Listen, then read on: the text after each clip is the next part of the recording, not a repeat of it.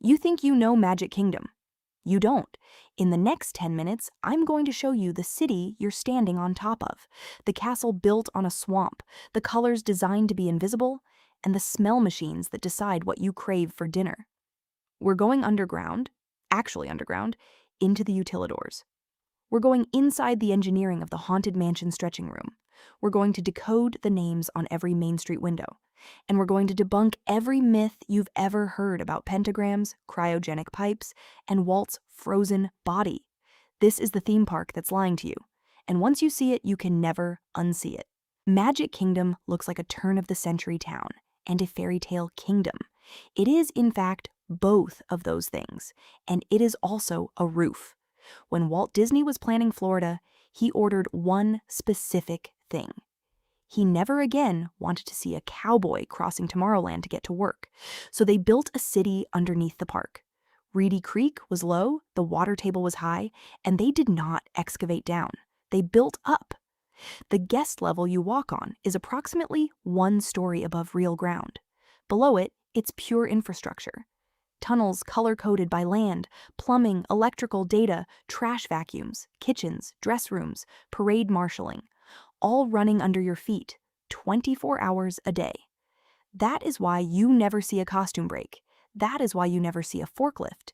That is why the park feels like theater, even at 7:30 in the morning when half the guests are still finding parking. And the land Magic Kingdom sits on? Swamp. The whole site was wetlands, pine flatwoods, and flood-prone Reedy Creek Basin. They dredged Seven Seas Lagoon, used the fill to raise the park, and built a drainage system so thorough that even a hurricane moves through quickly. Cinderella Castle is not on a hill, it's on a slab. The ancient fairy tale fortress is fiberglass over a steel frame, designed to flex in Cat 5 winds. The castle is a lie, the whole ground is a lie, and the most honest thing about Magic Kingdom is that it admits none of this. The iron rule of Magic Kingdom: you never see what you aren't supposed to see. The tool they use most is a color called go-away green. Desaturated, mid-value, low contrast. Used on backstage doors, utility boxes, show building facades. Your eye is biologically wired to ignore it. While you're looking at Tomorrowland, the service entrance behind the Buzz Lightyear sign is being painted in the exact shade of a Florida fern at midday. The flip side is the weenies. Those are the visual magnets. The castle, the Matterhorn's distant cousin, the spires of Fantasyland. Eye-catchers designed to pull you forward. The hub and spoke layout means you almost always see 2 of them at once, and your brain is constantly choosing one. That's the funnel. That's how they get you to Adventureland, without you ever deciding to go. Then there's forced perspective. Main Street's second story is shorter than the first. The bricks are smaller in the upper windows. The paint shifts cooler as you walk toward the castle. The street is a stage set compressing depth. The castle looks a mile away and 300 feet tall, but it's actually 189 feet, and the hub is roughly 350 feet from the entrance. Your retinas are being edited. And the rooftops? Most guests never look up. But above Main Street, the rooftops are flat deliberately. Show buildings behind the streetscape rise in stepped, facaded boxes. From the ground, you see a Victorian skyline. From a drone, you see rectangular warehouses. Walk down Main Street, look up at the second-story windows. The names are not decoration, they're credits. Sherman Brothers Music. The Sherman Brothers, who wrote "It's a Small World." Mapo. That's Walt Disney's initials in reverse. Mary Alice, Patricia, Odell, the initials of his daughters and wife. Hobby Goods, Harrison, Hobby. Pete's family name, Edison and Sons, the Edison family connection. There are dozens. Imagineers, executives, the silhouette of a particular famous architect in one of the upper windows. They're in plain sight, in every Main Street, in every Disney park, and the park never points them out. Then there's Club 33, the original private club founded at Disneyland in 1967, named for the address 33 Royal Street, New Orleans Square. There is a Club 33 at Walt Disney World, but it's not where you think it is. There are multiple private lounges, secret dining rooms, and champagne bars hidden in plain sight across the parks. The Court of Angels in Magic Kingdom above Pirates of the Caribbean, the exclusive festival of the Lion King VIP room, cast member only chance. The doors are real, the memberships are real, the price is real, and the door is almost always closed. And let's talk about the family, the penthouse suite rumor, the secret apartment rumor. There is one apartment inside Cinderella Castle, the Cinderella Castle Suite, originally built as an apartment for Walt Disney's family, never finished, and now used as a promotional prize. That's it. There are no other secret apartments. The rest is fan fantasy. The Utilidors have break rooms, not penthouses. The Haunted Mansion has a stretching room. Most guests think it's a clever elevator going down. Here's the lie. The stretching room is an elevator going up. Imagineer's actual bold innovation was, you can't go down. The building is on a slab, on the Utilidor level. There is no down, so they built a Victorian elevator room, strapped you into a velvet-lined elevator, and lifted you to the second floor. The portraits stretch because the room is briefly an elevator shaft. The wallpaper physically stretches.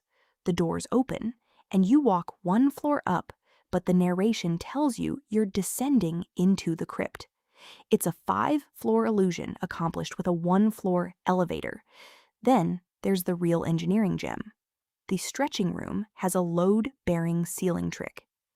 The stretch effect is achieved by hanging the portraits from a moving ceiling panel that lifts while the walls stay put, expanding the painting's apparent field of view. Engineers built this for 60 seconds of theater. 60 seconds of effect, 3 years of design, one of the most mechanically engineered gag in theme park history. The ride vehicle itself is called a doom buggy. The first Omni-Mover system was designed for Pirates of the Caribbean, refined for the mansion. The forced perspective in the loading area, guests see 2 empty buggies and naturally step into the third, is another lie. The track is continuous, but the visual psychology is engineered. Magic Kingdom doesn't just tell you what to see, it tells you what to hear, what to smell, and what time it is. Audio. The speakers are everywhere and nowhere. In Adventureland, the music tempo is slower. The instrumentation is more percussion-heavy. The mood is languid. In Tomorrowland, the music is faster. The synths are sharper. The rhythm pushes you forward. There is no off switch. The transition between lands is scored. Your walking speed is being edited, sent. The smellitizers are real. They're patented. Near the confectionery on Main Street, a peppermint vapor hits your nose from a hidden vent. In Pirates of the Caribbean, the briny, gunpowder, musty cellar smell is metered out. In Soarin', the orange blossom is engineered. Disney holds patents on scent delivery systems. They sell you a memory, one nose at a time. Texture. The pavement changes between lands. Adventureland is rougher. Frontierland is weathered brick. Main Street is polished. The texture cue is unconscious. By the time you feel the change, your brain has already committed to a new narrative. And clocks. There are almost no clocks in Magic Kingdom, and the ones that exist are sculpted and themed. The purposeful scarcity of time gives you no anchor. You stay longer. You spend more. It's not paranoid to say this. It's how every major theming book documents the design. Now, the myths. Because Magic Kingdom keeps things secret, the fans fill the gaps. The pentagram. Aerial photos of the park show a hub and spoke pattern, lines connecting the castle, the major lands, certain buildings. If you connect them creatively, you can draw a pentagram. So what? Connect 6 random points on a forest, and you can draw a star. That is pareidolia, the human glitch, not occult design. The hub and spoke has a fan and functional reason. It spreads crowds radially and gives every land a vantage. The cryogenic pipe.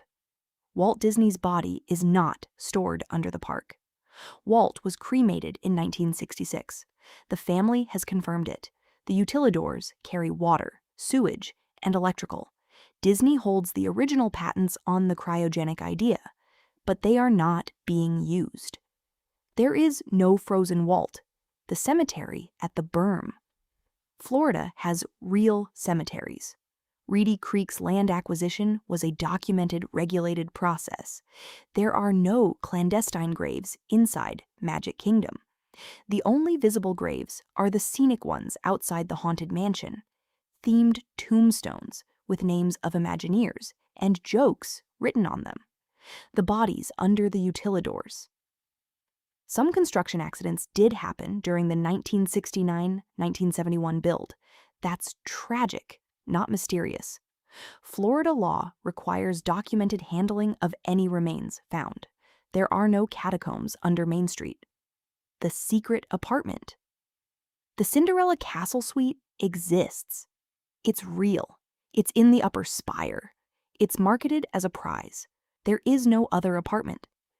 The famous Disneyland apartment above the firehouse is unique to that park. The last lie Magic Kingdom tells you is that it's finished. Tiana's Bayou Adventure is open. The Splash Mountain log flume is mechanically basically the same mountain.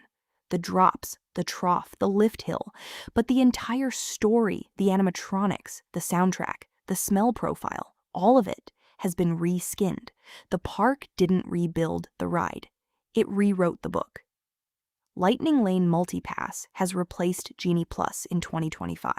The wait times, the routing, the prize versus pay stratification, your day is now shaped by what your phone decides you can skip. There is no spontaneous standby line anymore. There's a free queue and a paid queue, and the paid queue knows your budget. And beyond Big Thunder, the park has 5+ acres of construction walls. The most recent announcements teased new IP, possibly Villains themed, possibly Encanto or Coco.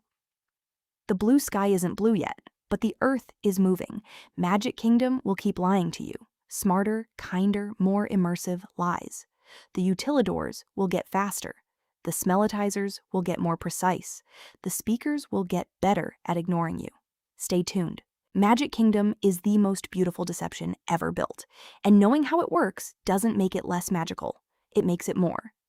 If you want the next one, Secrets of Animal Kingdom, it's live now. Subscribe and I'll see you in the parks.